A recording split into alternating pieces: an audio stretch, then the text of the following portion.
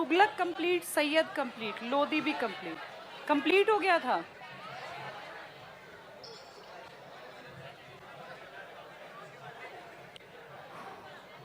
हम एक हफ्ते से लगभग पढ़ रहे हैं दिल्ली सल्तनत, जिसका फॉर्मूला हमें पता है ग ख त स ल म। इसकी अभी बात नहीं की। गुलाम में अगर मोटी बात कहें तो 5, और वैसे हमने सारे पढ़ लिए है ना, सारे के सारे पढ़े हमने। इसमें सबसे पहला आदमी ऐबक है, फिर इल्तुतमिश है, फिर रजिया, फिर नासिरुद्दीन और फिर बलबन। तुम इनके बीच में आए 3 लोगों के नाम भी जानते हो, एक आराम शाह, एक बहराम शाह और एक मसूद शाह।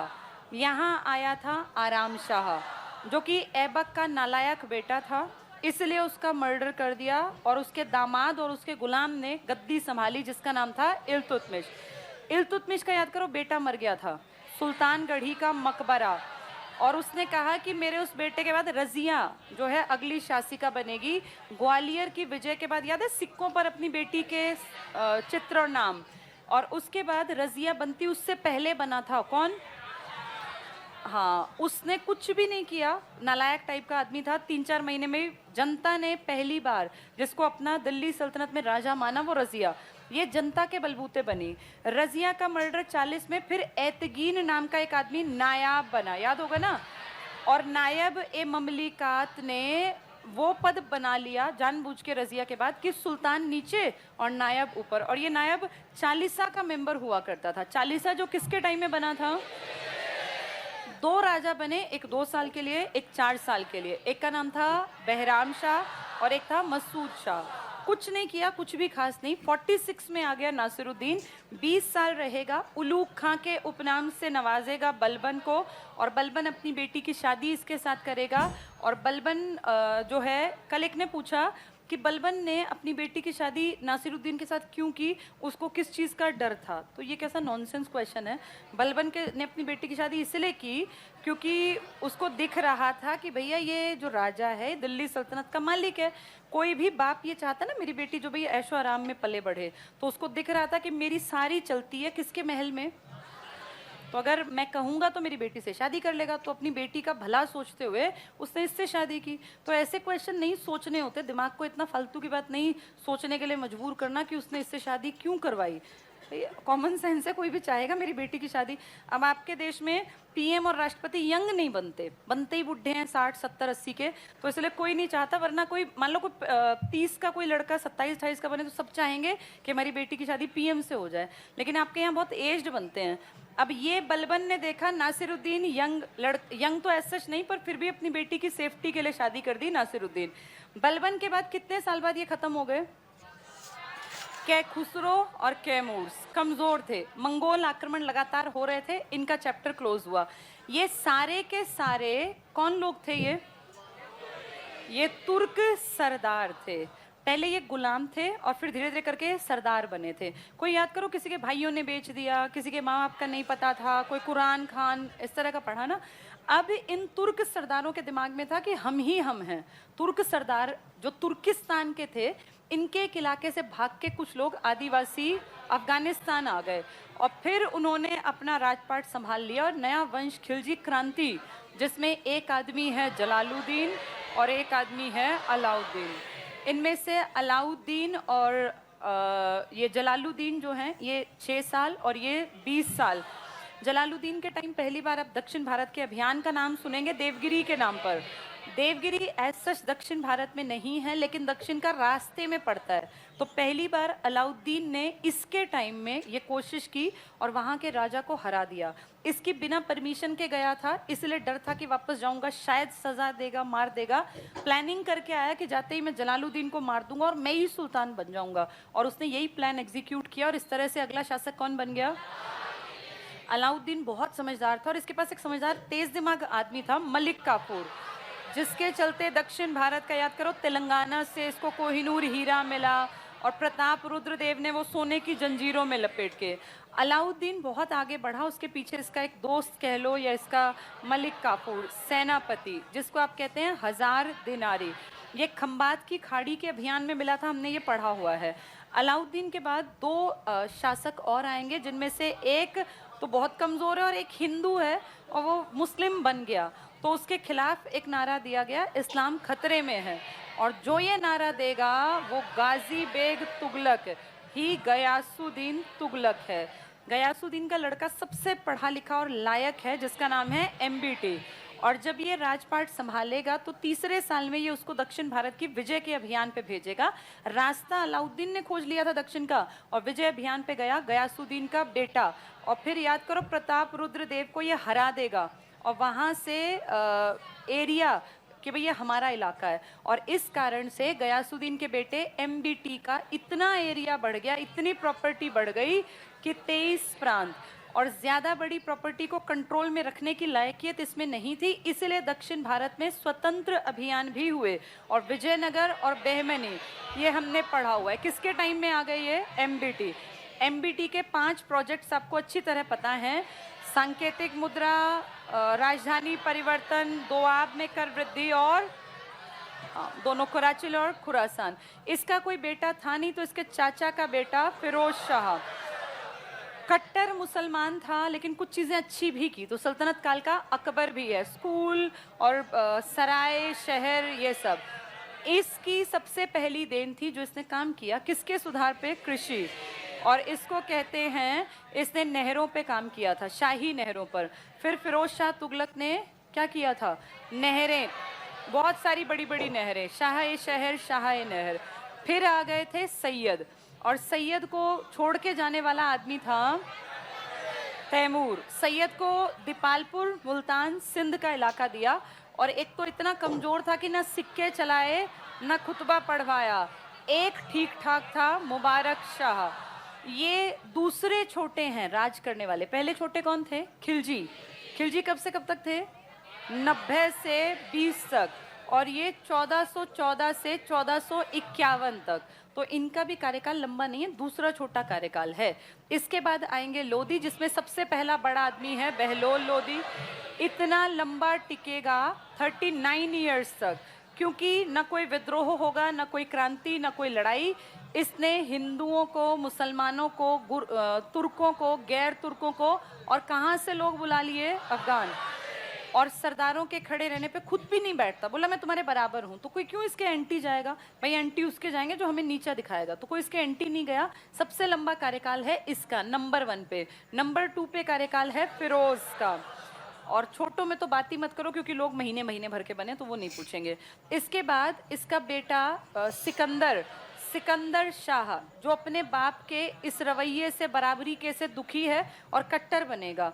मुसलमानों के ताजिए निकालने बंद करवाएगा, महिलाओं के संत की मज़ारों पर जाना, और हिंदुओं के मंदिर भी तोड़ेगा, और एक शहर बसा देगा आगरा 1504 में, और राजधानी बनाएगा 1506 में। और फाइनली इसका बेटा फिर अगला शासक बनेगा, जिसका नाम है इब्राहिम लोधी।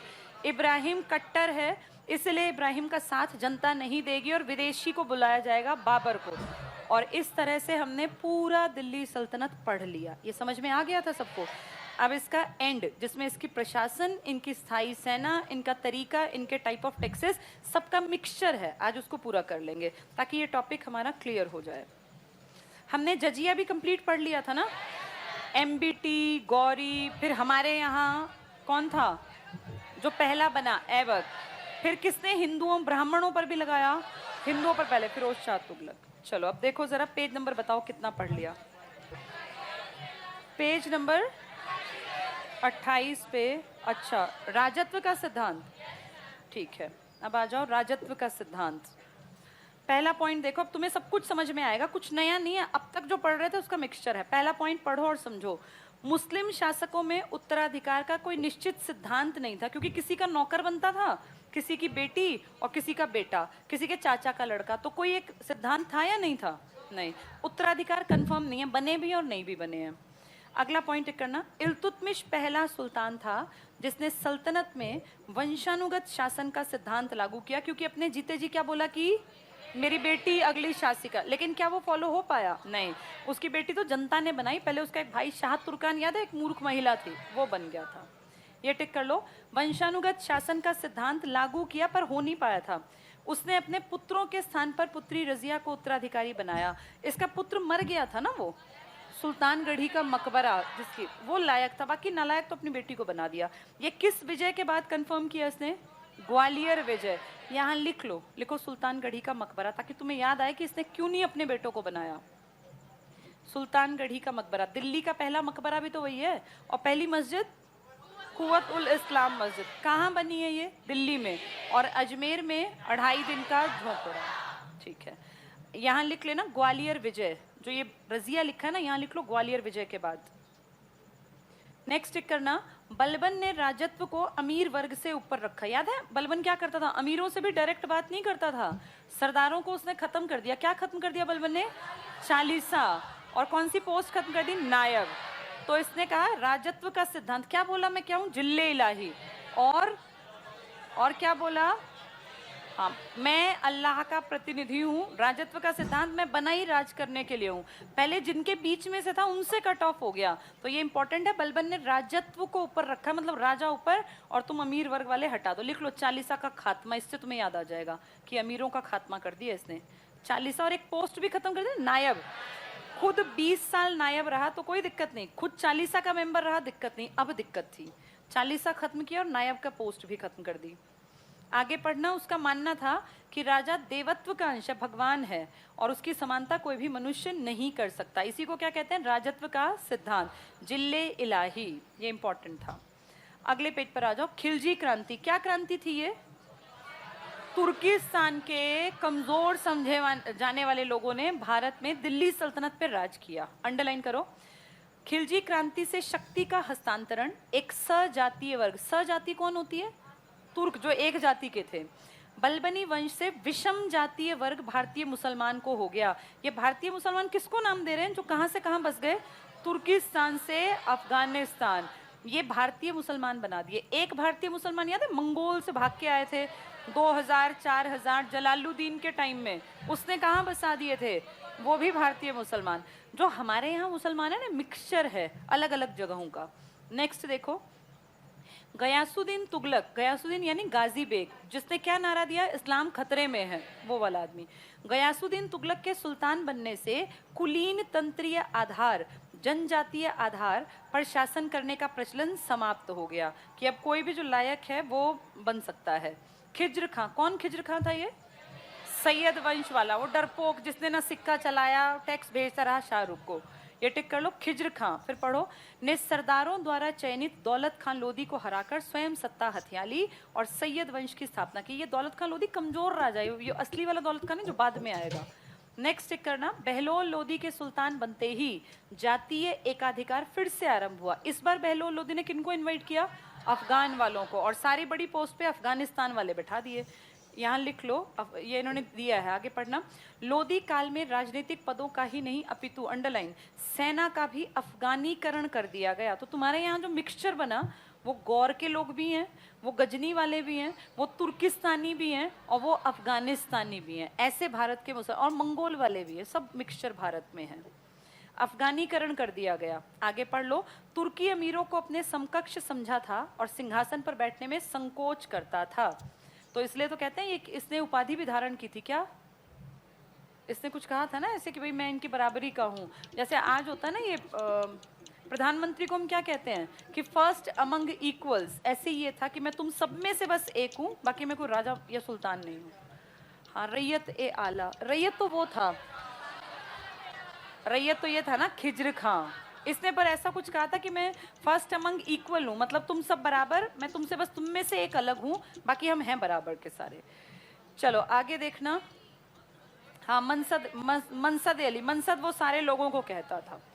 आगे पढ़ो इसमें, अलाउद्दीन खिलजी, ये पढ़ लो। अलाउद्दीन खिलजी ने भी सुल्तान पद की गरिमा को बनाए रखा और सिकंदर ए सानी की उपाधि ग्रहण की। टिक कर लो, अलाउद्दीन खिलजी, सिकंदर ए सानी।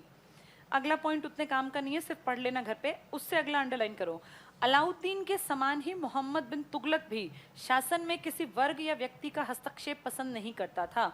शुरुआत में उसने ने लिखा है ना, उसको न कर लो। उसने न अपने सुल्तान पद के लिए खलीफा से स्वीकृति ली और न ही अपने सिक्कों पर खलीफा का नाम अंकित करवाया। ये याद है तुम्हें?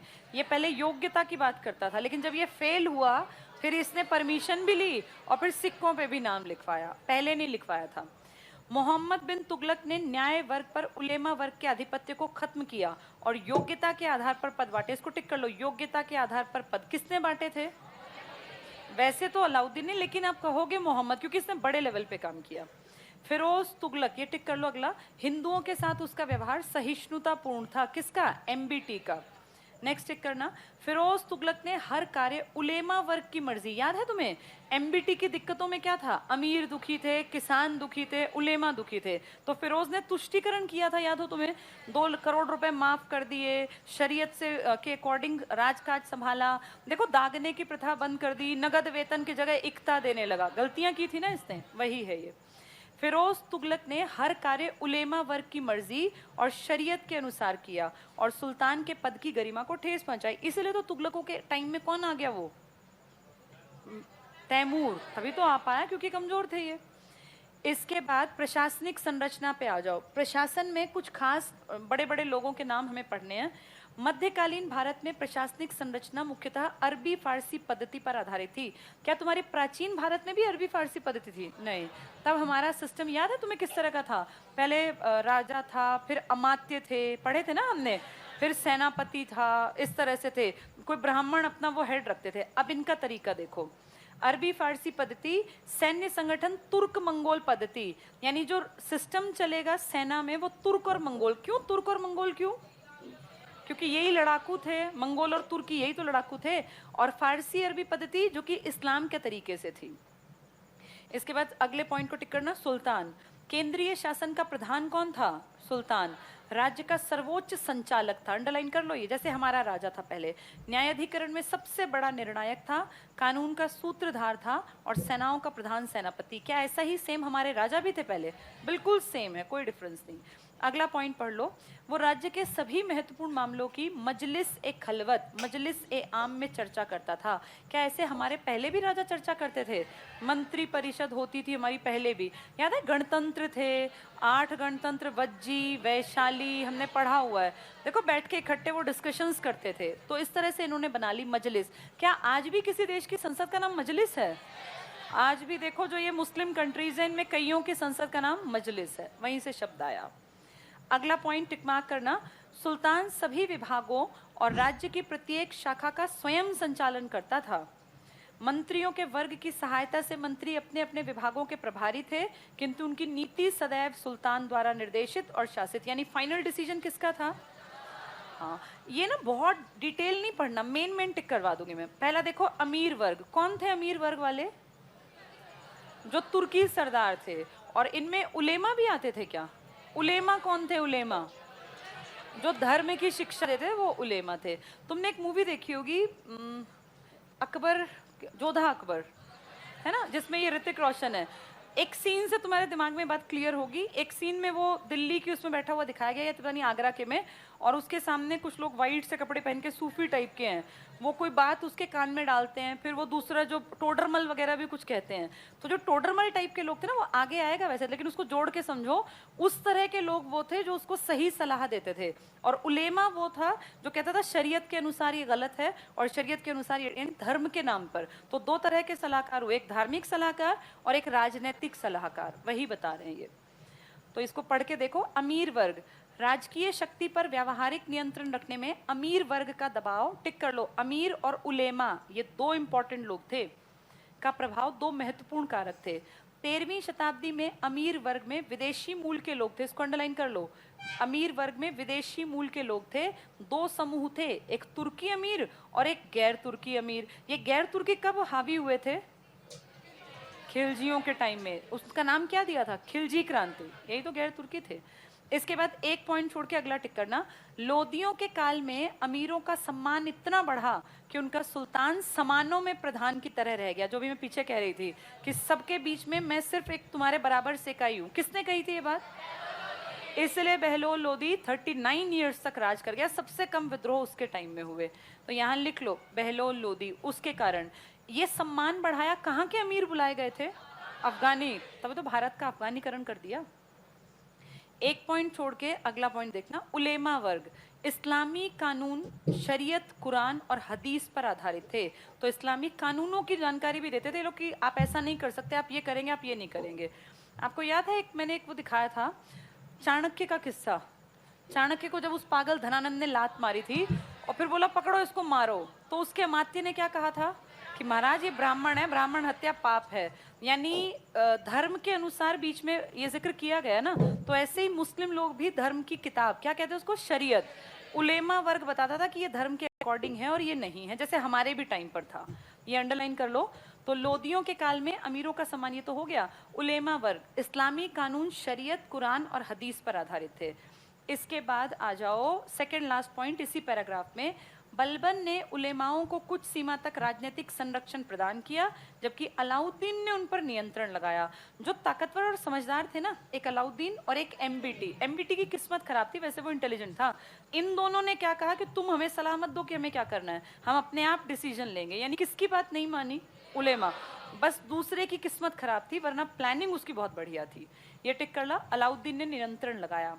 केंद्रीय सरकार पे आ जाओ, इसके सिर्फ एक दो पॉइंट काम के। पहला टिक करना, केंद्रीय सरकार के आधार स्तंभ मंत्री और शाही दीवान होते थे। तो सारा सिस्टम कौन पकड़ के चला रहे थे, मंत्री। और इन मंत्रियों के ऊपर कौन बैठा था, सुल्तान।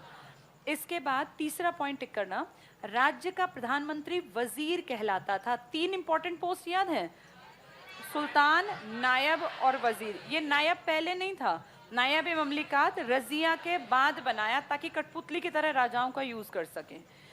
एक पॉइंट छोड़ के फिर अगला पॉइंट पढ़ना, वजीर के अधीन सिर्फ पढ़ लो, दीवाने इसराफ, दीवाने अमीर को ही, इसको अंडरलाइन कर लो, दीवाने अमीर को ही या दीवाने को ही भी लिखते हैं इसको। ये कृषि विभाग था। ये इंपॉर्टेंट है क्योंकि प्रोडक्शन का एक बड़ा हिस्सा ही टैक्स के रूप में आएगा। तो अमीर को ही या दीवाने अमीर को ही डिपार्टमेंट का नाम है। इसके बाद अगले पेज पे आ जाओ, जो पेपर में आने के हैं सिर्फ वो टिक मार्क करा दूं क्योंकि ये डिटेल समझ के लिए है, ये सब याद नहीं करने। पहला पॉइंट टिक करो, तुगलक काल मुस्लिम भारतीय वजीरात का स्वर्ण काल था। तो पेपर में पूछेंगे कि भारत में मुसलमानों की जब सत्ता स्टार्ट हुई दिल्ली सल्तनत में, तो कौन सा काल बेस्ट काल था। ऐसा तुम किस बेस पे कह रहे हो, नहरें, कृषि और 23 प्रांत। 23 प्रांत सर्वाधिक थे ना, यहाँ इसके ऊपर लिख लो, लिखो सर्वाधिक प्रांत 23 एमबीटी के समय। और याद करो, दक्षिण कब्जे में अलाउद्दीन ने नहीं किया था, अलाउद्दीन ने टैक्स बांधा था। दक्षिण को कब्जे में किसने लिया था, एमबीटी ने। इसीलिए बेस्ट काल है। लेकिन ये बेस्ट लंबा कहाँ टिका, 1336 में तो विजयनगर बन गया और 1347 में बेहमनी। लेकिन जितने भी साल रहा उसको बेस्ट मान लिया। इसके बाद 3 पॉइंट छोड़ दो, अगला टिक करना, अलाउद्दीन ने वित्त विभाग के अधीन दीवाने मुस्त खराज का, कोई शब्द इसमें हमें पकड़ना है, खराज। खराज क्या था, टाइप ऑफ टैक्स था प्रोडक्शन का ना, तो वही खराज। तो दीवाने मुस्त खराज नामक विभाग स्थापित किया। किसने बनाया खराज वाला, चार कर कौन से थे, जजिया, जकात, खुम्स, खराज। यही तो है खराज, ये टैक्स का टाइप है। तो किसने बनाया, अलाउद्दीन ने। वैसे एक टेबल पीछे आएगा, उसमें सब लिखे, वहां से याद करेंगे, पर यहाँ टिक कर लो। अगला पॉइंट टिक करना, मोहम्मद बिन तुगलक ने दीवाने अमीर को ही, मैंने क्या बताया, को ही कृषि विभाग, यहाँ लिख लो कृषि, मेन कृषि को ही याद रखना। ये पागल आदमी जो कहलाता है लेकिन पढ़ा लिखा, उसने बनाया। मुस्त खराज किसने बनाया, अलाउद्दीन ने। अलाउद्दीन और एमबीटी दोनों ने उलेमाओं की बात सुनी या नहीं सुनी, दोनों ने किस आधार पे नौकरियां दी, योग्यता। लेकिन एक सफल रहा और एक की किस्मत खराब निकली। नेक्स्ट टिक करना, तीसरी लाइन इसी पॉइंट में, बंजर भूमि को खेती के योग्य बनाना था, अमीर को ही। यहाँ लिख लो, इन्होंने कैश क्रॉप्स उगाने की बात की थी। कैश क्रॉप मतलब क्या बोलते हैं उसको हिंदी में, नगदी फसलें, नगदी फसल जिससे पैसा कमाते हैं, लिख लो नगदी फसल। कैश क्रॉप जैसे गन्ना है, तंबाकू है, चाय है, ये नगदी फसल है। कपास है, पटसन है। इसके बाद 4 पॉइंट छोड़ दो, 5वें पर आ जाओ, दीवाने रसालत विदेश मंत्री था। दीवाने रसालत तो विदेश मंत्री। फिर एक पॉइंट छोड़ के जकात पे आ जाओ, अंडरलाइन करो, जकात नामक कर, जकात नामक कर। सेकेंड लाइन टिक करना, प्रयोग शाही खैरात बांटने में। याद है एक दीवाने खैरात बनाया था, है ना, विधवा जो महिलाएं मुस्लिम थी उनकी बेटियों की शादी के लिए फ्री में खैरात बढ़ती थी, वो टिक कर लो। शाही खैरात बांटने में विद्वानों और ज़रूरतमंदों को देने और मस्जिद मदरसों की देखभाल में खर्च होता था। जकात जो टैक्स लेते थे उससे सारे मदरसे और ये सब चलते थे। इसके बाद सेकंड लास्ट पॉइंट टिक करना, दिल्ली का प्रशासन एक कोतवाल के हाथ में था। और अगर तुम्हें याद हो तो अलाउद्दीन ने एक बार गलत डिसीजन ले लिया था कि मैं एक नया धर्म चलाऊंगा, तब इसको किसने मना किया था? दिल्ली के कोतवाल ने। वो इसका दोस्त था, ये वही है। दिल्ली का प्रशासन एक कोतवाल के हाथ में था जो न्यायिक और पुलिस विभाग का कार्य करता था। यहाँ ब्रैकेट में लिख लो, अलाउद्दीन को नया धर्म चलाने से दिल्ली के कोतवाल ने रोका था। तभी तो इसने दो डिसीजन गलत लिए थे, एक तो दुनिया को बांधूंगा, भूमंडलीकरण करूंगा, और एक नया धर्म। फिर उस कोतवाल ने कहा कि तुझे क्या पागलपन चढ़ा है, धर्म चलाना शरीयत का काम है या उलेमाओं का, तू क्यों चला रहा है? और भूमंडलीकरण तब करना जब तेरे पास स्थायी सेना हो। तो दोनों काम से रुक गया था ये। टिक करना नेक्स्ट, मुहत्सिब। तुम्हें अशोक के धम्म महामात्र याद है? क्या काम करते थे वो? जाके अच्छी बातें, ऐसा करना चाहिए, ये नहीं करना चाहिए, सेम मुहत्सिब करते हैं। अंडरलाइन करना, मुहत्सिब शहर का महत्वपूर्ण अधिकारी, लोगों के सामान्य आचरण का रिकॉर्ड रखता था और नैतिक नियमों को लागू करवाता था। अगले पेज पर आ जाओ। पहला पॉइंट टिक करना, क्या बाजारों पर नियंत्रण भी रखना पड़ता था? शहनाई मंडी याद है ये? किसने बनाए थे ये? पहला पॉइंट देखो, व्यापारियों पर विशेष ध्यान रखने के लिए अलाउद्दीन खिलजी द्वारा नियुक्त दीवान ए रियासत शहर के बाजारों पर नियंत्रण रखता था और माप तौल का निरीक्षण। माप तौल पे इतनी सख्ताई क्यों की इसने? इसको बड़ी सेना रखनी थी जिसको नगद वेतन देना था, और वेतन कम देगा तभी तो ज्यादा दे पाएगा, ज्यादा बड़ी सेना को। और कम वेतन कब काम करेगा? जब महंगाई कम होगी, इसलिए सब किया इसने। नेक्स्ट, एक पॉइंट छोड़ के अगला पॉइंट टिक करना, मोहम्मद बिन तुगलक ने अपने राज्यकाल में वस्त्र निर्माणशाला की भी स्थापना की। इसके बाद प्रांतीय प्रशासन पे आ जाओ। प्रांत को कौन संभालते थे? एक पोस्ट बनाई थी इल्तुतमिश ने, ई से उसका नाम था इक्ता। इक्ता याद है? इक्तादार, वो वहां से टैक्स इकट्ठा करते थे। टिक कर लो, प्रांत के गवर्नर या इक्ता, इसके प्रधान को वली, सुल्तान, नाजिम, नायब, मुफ्ती, इक्तादार, यहाँ लिख लो इल्तुतमिश, इक्ता के ऊपर। इक्ता एक तरह का टैक्स कलेक्ट करने का काम इक्तादार करता था, एक प्रशासन का, एक एडमिनिस्ट्रेशन की यूनिट थी ये। इसमें बाकी सारी छोटी चीजें पेपर में नहीं आती, सिर्फ इनकी रीडिंग भर करना। नीचे से तीसरे पॉइंट पे आओ। ग्राम शासन की सबसे छोटी इकाई थी जो स्वशासन और पैतृक अधिकारियों की व्यवस्था के अंतर्गत थी। गांव के मुख्य अधिकारी पटवारी, चौधरी, खुद और मुकद्दम जो शासन को लगान वसूल करने में मदद करते थे। तो कितना अच्छा सिस्टम था कि राजा बैठा है दिल्ली में और इक्तादार इक्ता में बैठे हैं, और हर गांव से टैक्स कलेक्ट होकर इक्तादार के पास जाएगा, क्योंकि वो काम कौन करेगा? ये जो चौधरी, खुद, मुकद्दम और पटवारी हैं, ये टैक्स इकट्ठा करेंगे। अगले पेज पर आ जाओ। सैनिक संगठन, किसकी सेना बेस्ट थी? और इसलिए दक्षिण का अभियान भी किसने चलाया? अलाउद्दीन। सेना बेस्ट नहीं थी पर दक्षिण को अपने कंट्रोल में किसने किया? एमबीटी। कितने प्रांत बनाए? और फिर सबसे ज्यादा विद्रोह भी किसके टाइम में हुए? एमडीटी। कितने विद्रोह हुए? 34, जिनमें से 27 विद्रोह दक्षिण भारत में हुए थे। सैनिक पे आ जाओ। पहला पॉइंट टिक करना, तुर्की प्रशासन व्यवस्था में सैनिक संगठन का विशेष महत्व था, जो मुख्यतः तुर्की और मंगोल पद्धति पर आधारित थी। और ये मंगोल मुसलमान ही तो आके मंगोलपुरी में बस गए थे हमारे यहाँ। नेक्स्ट टिक करना, सैन्य विभाग की स्थापना और अलाउद्दीन खिलजी ने एक स्थायी सेना का गठन किया। इसमें खास क्या किया था? घोड़ों को दागना और सैनिकों के हुलिये लिखना ताकि गड़बड़ ना हो। अगला पॉइंट टिक करो, सुल्तानों की सैनिक शक्ति उनके सैनिक बल पर निर्भर करती थी। जिसकी सेना ताकतवर वो सुल्तान ताकतवर। तो किसकी सेना ताकतवर थी? तभी प्रताप रुद्रदेव हार मानेगा, वो 6 फीट का अपना इतना बड़ा स्टैचू पहुंचाएगा। अगला पॉइंट टिक करना, इल्तुतमिश की सेना गुलामों के रूप में भर्ती किए गए सैनिकों की शक्ति पर आधारित थी। नेक्स्ट भी टिक करो, सेना को नगद वेतन नहीं दिया जाकर इक्ता प्रदान की जाती। किसने नगद दिया? तभी अलाउद्दीन ने फिर एमआरपी तय किया। यहां लिख लो, अलाउद्दीन ने नगद वेतन दिया। अलाउद्दीन ने नगद वेतन। किससे खुश रहता है इंसान? प्रॉपर्टी मिल जाए या नगद वेतन मिल जाए? नगद को यूज कर पाता है, प्रॉपर्टी तो पड़ी रहेगी। इसके बाद एक पॉइंट छोड़ दो, उससे अगले में सेकंड लाइन टिक करना, खिलजी वंश के उत्थान के साथ सैन्य व्यवस्था का विधिवत प्रारंभ हुआ। तो किसने तरीके से सिस्टमैटिक अपनी सेना बनाई? अलाउद्दीन खिलजी। इसलिए कह रहे हैं खिलजी वंश ने सेना पे काम किया। ठीक है, ये छोटे टॉपिक हैं। अगले पेज पे आ जाओ। ये एज सच पेपर में नहीं आते, समझने के लिए पढ़ सकते हैं। पेज 34 पर सेकंड पॉइंट टिक करना। 13वीं शताब्दी में सेना का सर्वोच्च अधिकारी कौन होता था? मलिक। मलिक काफूर तुमने पढ़ा तो है। तो मलिक सिपह सालार मतलब जो सेना से संबंधित हो। अगले पॉइंट को टिक करना। सैनिक सुधारों की दृष्टि से अलाउद्दीन खिलजी के शासनकाल को सर्वाधिक महत्वपूर्ण युग कहा जा सकता है। उसने एक स्थायी सेना का गठन किया, सैनिकों की सीधी भर्ती की और सैनिकों को इक्ता प्रदान करने की प्रथा को समाप्त कर सरकारी खजाने से नगद वेतन का भुगतान किया। सारे अच्छे काम किसने किए? इसलिए दक्षिण तक पहुंचा अलाउद्दीन, इन्हीं कारणों से। एक पॉइंट छोड़ के अगला अंडरलाइन कर लो। अलाउद्दीन ने घोड़ों की अदला बदली रोकने हेतु दागने की प्रथा, क्या कहां से अदला बदली करते थे ये? अरबी घोड़े जनता के पास और सेना में ऐसे मरियल जो खच्चर थे, वो टट्टू खच्चर होते ना, ये अजीब सी ब्रीड वाले जो ना घोड़े ना गधे, अब वो दक्षिण तक जाएं तो मर जाएं, इसलिए लोगों को भी क्या कितने नालायक हैं खच्चर, ऐसा लोगों को नालायकी से जोड़ने के लिए रूपक अलंकार का इस्तेमाल किया जाता है, उपमा का। तो खच्चर, गधे और जो टट्टू कहलाते हैं ये नालायक होते हैं। अगले देखो, अगला पॉइंट। अब देखो जो बातचीत कर रहे हैं वो उसी श्रेणी के, इसलिए बातचीत मत करो। नेक्स्ट देखो, घोड़ों की अदला बदली के अगला पॉइंट है, फिरोज शाह तुगलक ने सैनिकों को आनुवंशिक आधार पर इक्ताएं प्रदान कर दी। अब ये किसका काम बिगाड़ा इसने? अलाउद्दीन तो मर गया, अलाउद्दीन के बाद दो आदमी और आए कमजोर, फिर आया फिरोज, फिर आया ये फिरोज नहीं सॉरी गयासुद्दीन, फिर एमबीटी।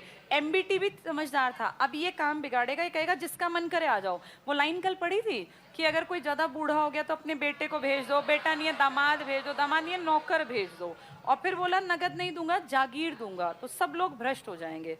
ये टिक कर लो।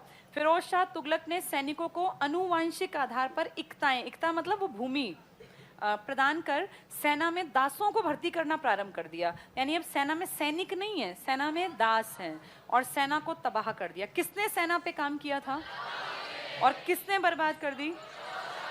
ये फिरोज शाह तभी तो कहलाता है कुछ अच्छे काम कर गया, कुछ गड़बड़ियां कर गया, बहुत बड़ी गड़बड़ थी ये। नीचे से चौथे पॉइंट पर आना। दुर्ग या किला सैनिक सुरक्षा का एक महान स्तंभ था।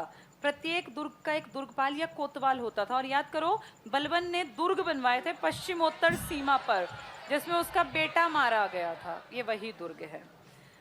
अभी पीछे ना एक मूवी आई थी जिसमें क्या नाम था उसका, ये अक्षय कुमार ने ना बड़ा अच्छा कोई पुराने टाइम का रोल किया था, केसरी। केसरी अगर तुमने देखी तुम दुर्गों को समझ पाओगे। केसरी में वो दुर्ग दिखाए गए कि कैसे एक से दूसरे दुर्ग में मैसेज जाता, फिर तीसरे में, ऐसी श्रृंखला थी। पेज नंबर 35 पे आ जाओ। न्याय और दंड, जल्दी से टिक मार्क कर लो। पहला पॉइंट, मुस्लिम कानूनों के 4 स्रोत थे, कुरान, हदीस। ये 2 इंपॉर्टेंट है, कुरान और हदीस। इजमा और कयास नहीं आएंगे। पैगंबर के काम और इनके कथनों का संग्रह है। इसमें इसी पैराग्राफ में नीचे से 5वें पॉइंट को टिक करना। सुल्तान हिंदुओं के सामाजिक मामलों में न्यूनतम हस्तक्षेप करते थे और उनके झगड़े का निर्णय उनके अपने विद्वान पंडित और ब्राह्मणों द्वारा, जो बहुत इंटरनल मैटर है ना फैमिली के, उसमें सुल्तान कभी नहीं पड़े। सुल्तान बस चिढ़के हो सकता है हत्या करते हो, वरना ऐसे अपनी फैमिली के मैटर तुम देखो। या फिर उसके लिए देखो अगला पॉइंट बता रहे हैं, दिल्ली सुल्तान मुकदमों का निर्णय काजियों और मुफ्तियों की सहायता से करता था। और याद करो, एक को दिल्ली का काजी बाहर वाले को बना दिया था, इब्न बतूता। किसने किया था ये काम? एमबीटी ने। आगे टिक करना। काजी और मुफ्ती का पद वंशानुगत था, लेकिन बाहर से बना दिया था एमबीटी ने। इसके बाद राजस्व पे आ जाओ, कर पर। सीधे थर्ड पॉइंट टिक करो। सल्तनत काल में 5 प्रकार के कर थे, मेन तो 4 ही थे। उश्र टिक कर लो, खराज, खुम्स, जजिया, जकात। खराज क्या था? भूमि कर था। इस लाइन में बिल्कुल पीछे टिक कर लो, भूमि कर। 1/3 से और आधा। क्या करते थे? इसके लिए कोई डिपार्टमेंट बनाया था, क्या नाम था उसका? दीवाने मुस्त खराज, जिससे ये सराय बनवाते, अस्पताल बनवाते और दान दिया करते थे। खुम्स टिक कर लो। खुम्स में क्या आएगा? लूट का धन। किसने कहा था लूट में राजा का हिस्सा ज्यादा और सेना का कम? अलाउद्दीन, क्योंकि अलाउद्दीन की सेना बहुत बड़ी थी, अगर सारा पैसा बांटेगा तो बचेगा ही नहीं। ये टिक कर लो खुम्स। लूट या खान में या भूमि में गड़ा हुआ अगर खजाना मिल जाए तो उस पर राजा का अधिकार था। आगे बस पढ़ेंगे। फिरोज तुगलक को छोड़कर शेष सभी शासकों ने 4/5 भाग्य राज्य के लिए रखा भाग।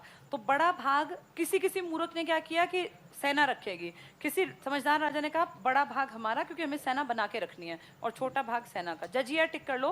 गैर मुसलमानों पर लगाया जाने वाला धार्मिक कर किसने पूर्ण रूप से बंद कर दिया? फाइनली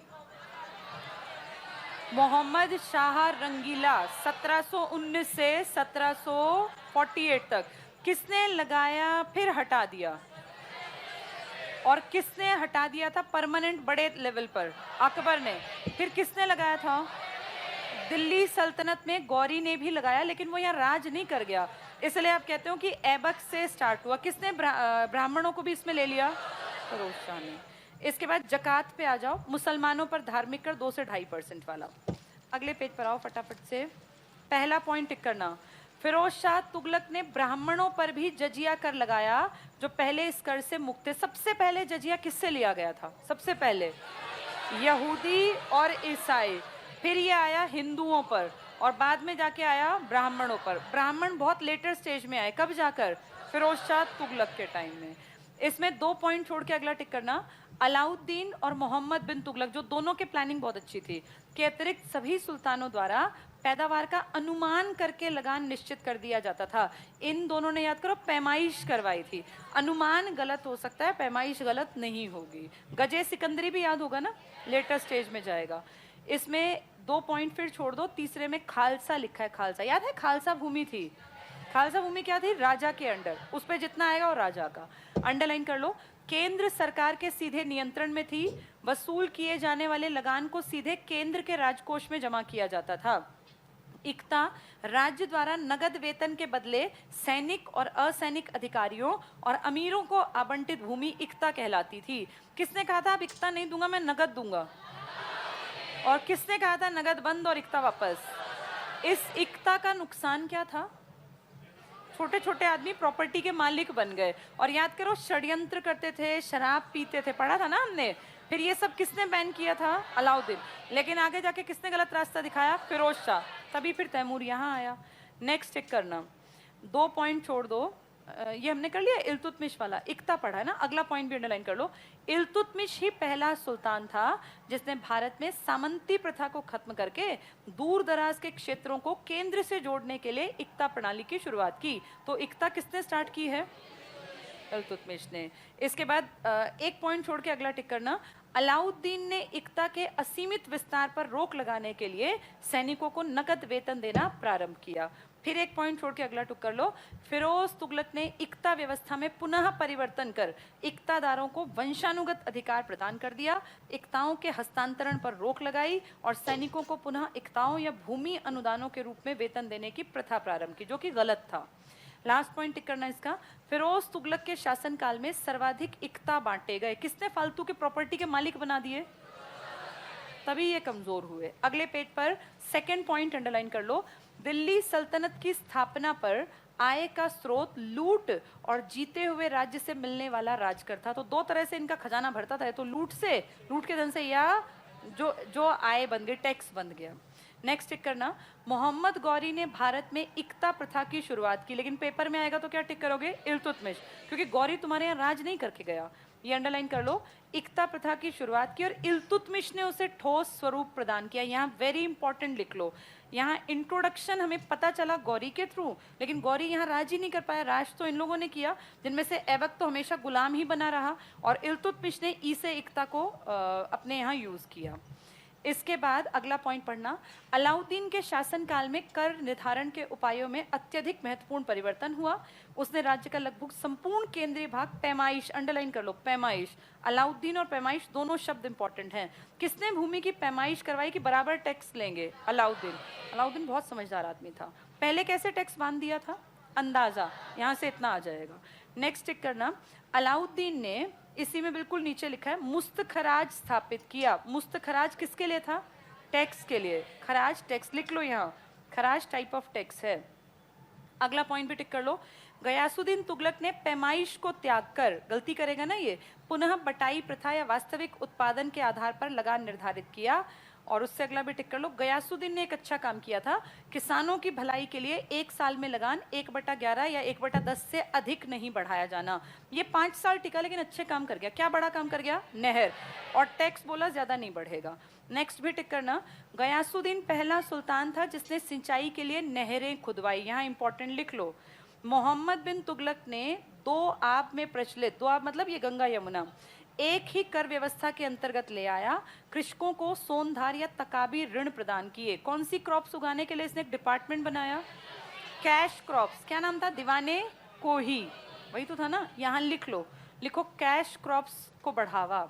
लेकिन इसके सब जो काम थे ना ये फेल रहे। कैश क्रॉप्स को बढ़ावा। इसके बाद एक पॉइंट छोड़ के अगला टिक करना, फिरोज तुगलक ने ऋणों को माफ कर दिया, बहुत से कृषि करों को भी समाप्त कर दिया। नेक्स्ट भी टिक कर लो, फिरोज तुगलक के काल में जजिया वसूल किया जाने लगा। जजिया। और इसमें थर्ड लाइन पीछे टिक करना, उसने फलों के बाग 1200 बाग लगवाए और बहुत सी नहरें खुदवाई जिनमें राजवाही या रजवाही और उलूक खानी। अब तुम्हें पता है ना क्या है ये क्या है? सतलुज से घग्गर और यमुना से हिसार, ये हैं वो नहरें। नेक्स्ट भी टिक कर लो, लोधी सुल्तानों ने अफगान सरदारों को बड़ी बड़ी जागीरें प्रदान की। क्यों इन्होंने अफगान वालों को क्यों बड़ी जागीर दी? क्योंकि अगर ये अकेले यहाँ होते तो तुर्की इनको मार देते। इन्होंने कौन लोग बुला लिए? अफगानिस्तान से। तो उनको खुश करने के लिए जागीर दी, जिससे खालसा भूमि का क्षेत्र कम हो गया। खालसा किसकी लैंड थी? राजा। अब इनको लग रहा है कम हो तो हो, हम राज तो करेंगे, जितने पर भी करेंगे। नेक्स्ट टिक करना, सिकंदर लोदी, सेकेंड लाइन, गजे सिकंदरी को लागू किया, गड़े हुए खजाने में से कोई हिस्सा नहीं लिया। चलो बाकी कल पढ़ेंगे।